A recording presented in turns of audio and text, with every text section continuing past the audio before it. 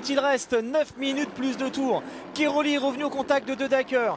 Searle et Clément de Sale sont rond en roue. Attaque de Clément de Sale sur Tommy Searle.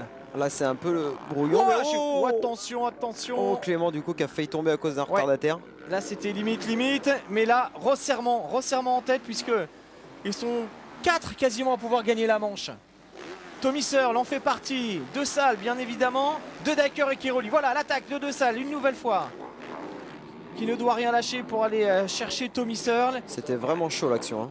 Et puis Keroli qui est revenu vraiment sur les talons de Ken Dedacker. Le voici, Antonio Keroli. Du coup, Searle qui est vraiment pas loin non plus de Keroli. Ça resserre 8 minutes et 2 tours. Ça s'est vraiment resserré.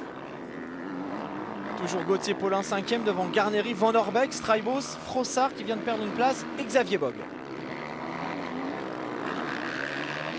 Attention aux pilotes attardés là, effectivement, ça aurait pu coûter très cher à Clément de Sale. C'était parce qu'il avait doublé Searle. Il avait doublé Searle. Il ne le mérite pas, Clément, déjà qu'il y a 15 jours en Italie, il a dû abandonner dans la deuxième manche sur un problème mécanique. Électronique, exactement. Il y a eu un souci.